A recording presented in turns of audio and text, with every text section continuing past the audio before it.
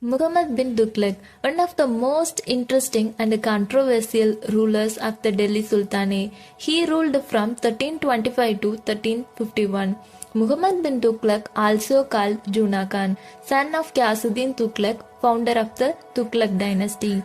In 1325, Ghiyasuddin Tughlaq died suddenly. After his father's death, Tughlaq inherited the throne and was declared Sultan. He was well educated in philosophy, mathematics, astronomy, medicine, and religion. Let's see why his policies failed despite having so much knowledge and skills. Let's see his major policies. First one, transfer of capital. He ordered the capital to be shifted from Delhi to Tughlaq in present-day Maharashtra. The reason is better control over the Deccan and protection from Mongol attacks, so people were forced to move. The Sultan ordered nobles, officials, soldiers, scholars, and even common people to leave Delhi. The journey was very long and difficult. People had to travel on foot with families and belongings. Lack of food, water, and shelter caused extreme hardship. Many people fell sick or died on the way. Delhi turned into a nearly deserted city. Houses, markets, and streets were left abandoned. Tughlaq did not have enough water and living facilities for such a large population. The sudden increase in population caused shortages and chaos. People became very unhappy with the Sultan. Several revolts broke out in the different parts of the empire. After a few years, Muhammad bin Tughlaq realized his mistake. He ordered people to return to Delhi. Again, people suffered during the return journey. Finally, the result is the policy was a complete failure. It weakened the empire, damaged the economy, and reduced the Sultan's popularity. Second one is token currency. Tughlaq introduced a token currency to solve the shortage of silver in the Delhi Sultanate. He issued copper and brass coins. These coins were given the same value as silver coins. People were expected to accept them because they were issued by the Sultan. Purpose to save silver for foreign trade and military expenses, to increase money supply without using precious things, inspired by the paper currency system of China. But why it failed? Coins were easy to forge, no proper control over minting. People began making fake coins at home. Markets lost trust in the currency. Trade suffered badly. So the result is the system collapsed quickly.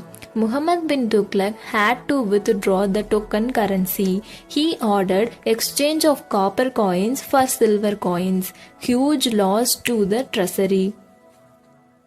Third one is agricultural reform. He raised land tax in the Doab to get more income for the state. The tax was very high and collected strictly. Land was carefully measured to fix revenue more accurately.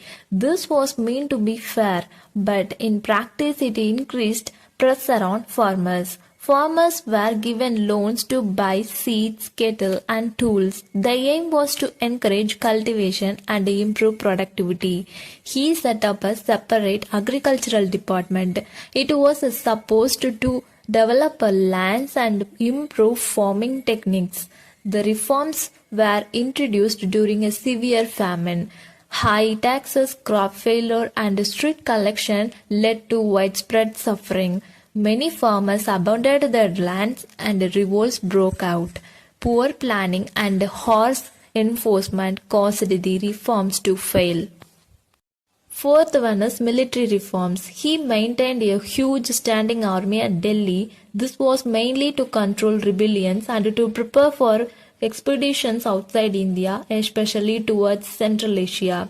He sent troops to the Himalayan area. Due to difficult terrain and climate, most soldiers died or deserted and the expedition failed.